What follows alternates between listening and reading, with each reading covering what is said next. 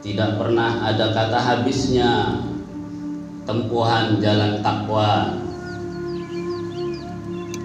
Karena Ramadan orientasi utama Allah akan mencetak kekasih-kekasihnya yang juga dicintai atas rekomendasi sang kekasihnya membawa insan Rasulullah Sallallahu Alaihi Wasallam.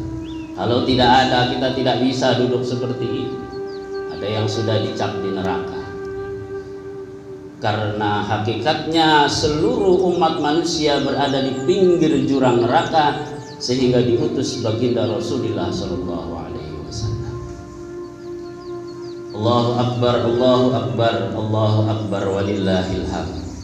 Hadirin, takbir begitu hilal lewat 3 derajat, dan juga ada yang menunggu pengumuman sidang isbat.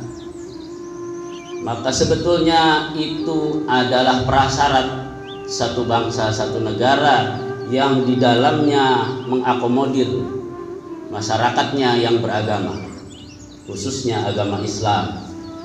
Di negara lain rasanya tidak ada semeriah kita, seformal kita disidangkan awal bulan 1 Syawal.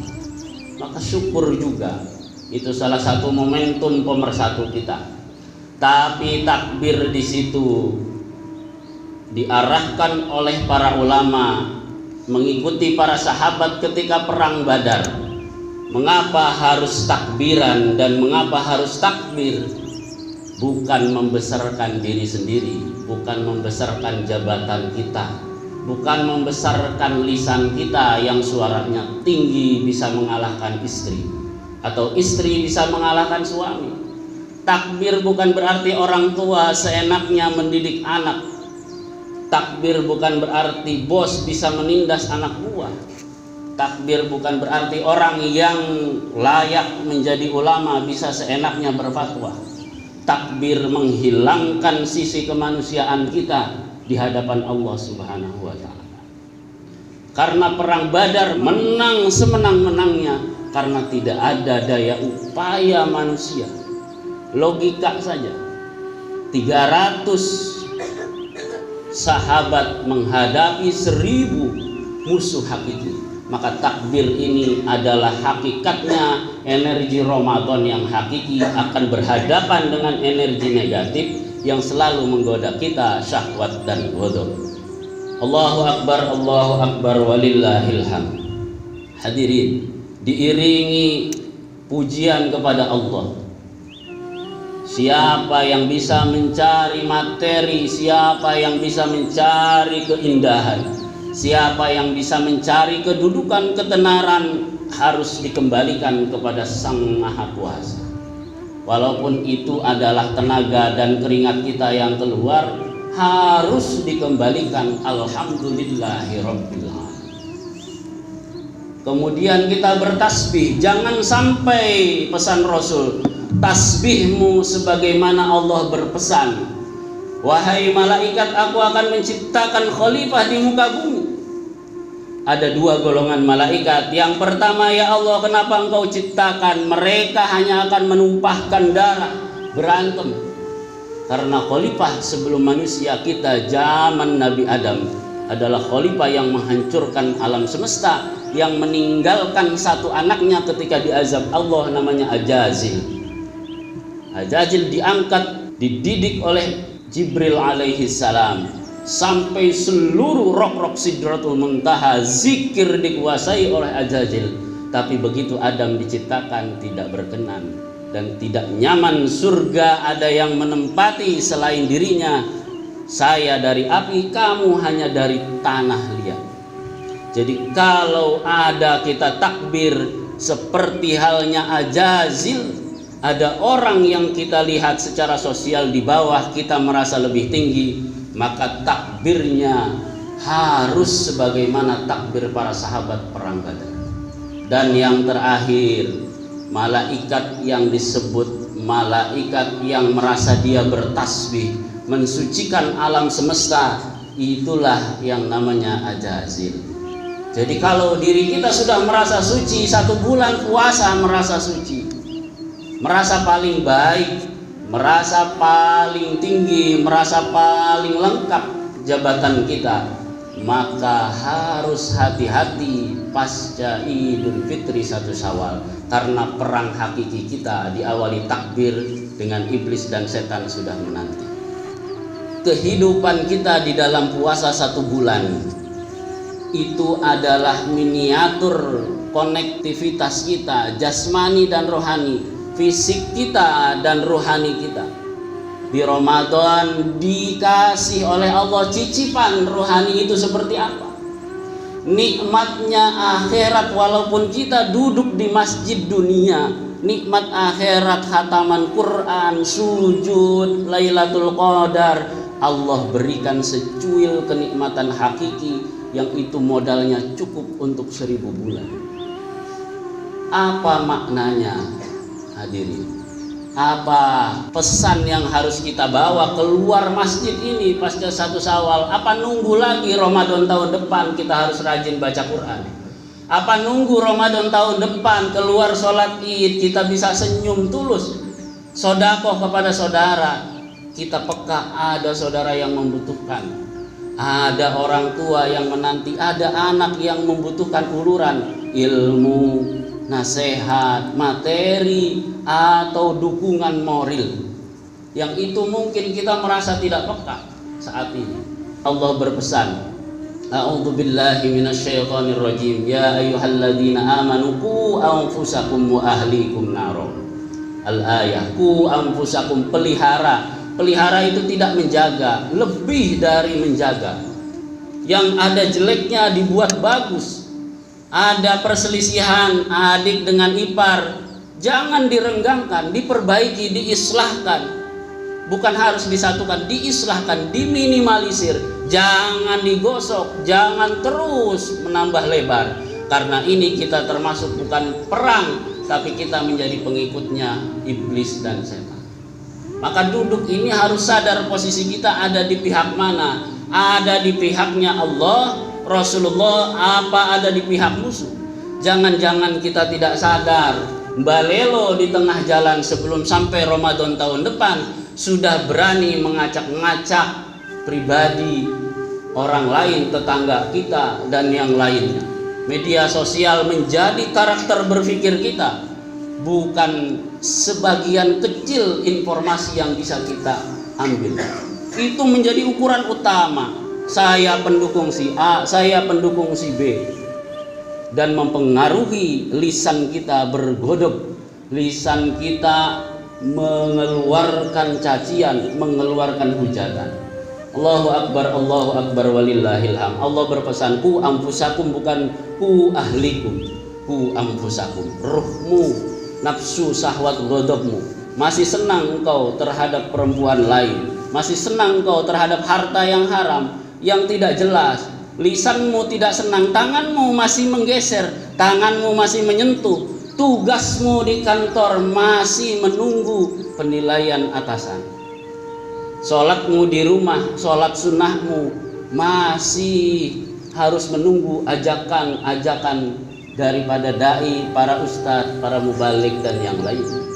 Hadirin yang Allah muliakan, ku anfusakum, jaga dirimu dulu, baru ahlikum naro, dari api neraka, dari emosi yang meletup-letup. Setahun 2 tahun karakter selalu emosi. Emosi itu tidak hanya suaranya keras, tapi tidak mau membuka dan menyadari bahwa orang memiliki kesalahan, memiliki kelemahan, memiliki kekurangan, karena bukan Rasulullah Shallallahu Alaihi Wasallam yang maksud. Ketika hati kita tertutup dan melihat aib orang bahwa dia ada di bawah kita, hati-hati, ku anfusakum wa ahlikum naro. Kita jangankan menjaga rohani anak kita, istri kita, rohani diri sendiri kabur, tidak bisa dikendalikan oleh diri kita. Allahu Akbar, Allahu Akbar, Allahu Akbar walillahil hamd. Hadirin, ketika rasa rahmah itu, kasih sayang nempel dalam diri kita, tidak usah orang langsung berbicara saya butuh bantuan, otomatis pikiran, lisan, minimal ide ngobrol bagaimana solusi untuk tetangga, solusi untuk saudara, solusi untuk masyarakat, sehingga menjadi lebih baik. Kemudian orang punya kesalahan, orang punya aib, kita beberkan, kita buka, maka kita berperang di pihaknya iblis dan setan. Hadirin, ketika orang sudah tahu memiliki aib dan kesalahan, ternyata jauh berlipat-lipat kesalahan kita. Pernah kita mengaca sendiri siapa diri kita, lisan kita seperti apa kalau bicara, uang kita untuk apa, dari mana, apakah gampang kalau ada orang pinjam uang untuk biaya berobat, biaya pendidikan keluarganya, atau kita hanya pinter menasihati orang lain, diri kita tidak mau dinasihati. Kalau orang sudah bisa menasihati dirinya, hadirin, kata Rasulullah, maka akan mendapatkan hikmah sebagaimana hadis beliau yang dijabarkan oleh Syekh Afifuddin Abdullah dalam kitab namanya Raudhur Rayyahin fi Haqiqati fi Hikayatis Shalihin. Suatu ketika ada anak muda, anak perempuan, putri, bangun dari mimpi langsung ingin mencari Rasul. Setelah berjumpa Rasul, tangannya, jari jemari yang kanan dan yang kiri tidak bisa dilepas, dan tulangnya remuk, hancur, kulitnya nempel, tidak bisa dilepas karena belum ada operasi plastik saat itu. Maka ketika berhadapan dengan Rasul, ya Rasul, saya ingin mengadukan sesuatu hal. Apa wahai sahabatku? Aku telah bermimpi ya Rasul. Di mimpi itu aku ada dalam keadaan kiamat kubro. Bumi hancur, langit hancur, 7 lapis langit, dan matahari hanya ada 7 tombak. Semua orang berkeringat lebih besar daripada kepalan tangannya. Tapi ya Rasul, di situ aku tidak melihat ayah bundaku, nggak ada. Emak bapakku tidak ada di situ. Ketika kiamat kubro itu tidak ada, aku mencari kedua orang tuaku ya Rasul. Lalu apa yang engkau keluhkan, orang tuamu atau tanganmu yang menempel tanpa tulang? Ini bukan masalah utama ya Rasul. Orang tuaku tidak berjumpa. Lalu ada seorang malaikat ya Rasul yang berkomunikasi, negur aku. Wahai hamba Allah, apa yang engkau cari? Emak sama bapak. Wahai hamba Allah, engkau pergi ke sana, nanti aku antar. Karena di alam gaib harus ada yang bimbing, harus ada guru, harus ada mursyid. Tidak bisa lewat buku, tidak bisa lewat YouTube. Aku bimbing, ada gerbang pertama. Kalau di gerbang pertama, bapak engkau beri salam, bapak jawab, berarti bapak ada di dalam itu. Dan begitu juga dengan emakmu, dengan ibumu, dengan umimu, dengan bunda. Gerbang itu yang pertama, tulisannya adalah wa amman khaffat mawazinuhu fa ummuhu hawiyah. Jadi itulah kembalinya orang yang perbuatan kebaikannya di mata masyarakat, di keluarga nihil, hanya ingin diperhatikan orang, tidak mau merhatiin orang, dan memaksakan standar diri, dipaksakan ke orang, sehingga banyak protes terhadap orang lain, apalagi terhadap hukum Allah. Kenapa kita banyak tidak nyaman? Karena kita punya standar tinggi, dan standar itu diberikan ke orang lain, padahal lain ruh, lain jasad, lain standar. Itulah Rasulullah, standar tinggi sholatnya di rumah, tapi sahabatnya diberi kelonggaran. Dengan kita sekarang memiliki 4 mazhab masyhur. Hadirin yang Allah muliakan, begitu salam, assalamualaikum ya abi, enggak jawab bapaknya. Akhirnya assalamualaikum ya umi, waalaikumsalam ya Fatimah. Ternyata ibunya ada di dalam. Begitu salam, Allah membuka pintu nar, maka jilatan api neraka itu sedang menyambar ibunya. Sedang menyambar ibuku ya Rasul. Aku masuk, aku salam, dan aku berkomunikasi dengan ibu. Wahai ibu, kenapa engkau ada di sini? Ini kan neraka. Hadan nar, kata anak ini, anak yang solihah ini. Enggak tahu anakku. Lah bapak di mana ibu? Aina abi? Aina abana ya ummi? Enggak tahu. Bapak itu janji setianya pas nikah aja. Pas saya masuk neraka dicuekin. Cari bapakmu, kalau ketemu salam dariku, beri aku pertolongan. Ini jabaran dari tafsir iyyaka na'budu wa iyyaka nasta'in, bahwa meminta tolong boleh, tapi niatnya, tauhidnya harus kepada Allah. Keluar, masuk ke gerbang yang kedua. Di gerbang yang kedua hadirin, Syekh Afifuddin di dalam tafsirnya, di dalam kitabnya, tulisannya fi maq'adi sidqin inda malikin muqtadin. Fi maq'adi sidqin itu tempat duduk, tempat berdiri, tempat yang nyaman, yang memang tidak ada kebohongan di dalamnya. Begitu salam, assalamu alayka ya abi, buka pintunya oleh Allah, cahaya, nur, permata, emas, intan, semuanya ada di dalam. Ayahnya keluar, waalaikumsalam ya Fatimah.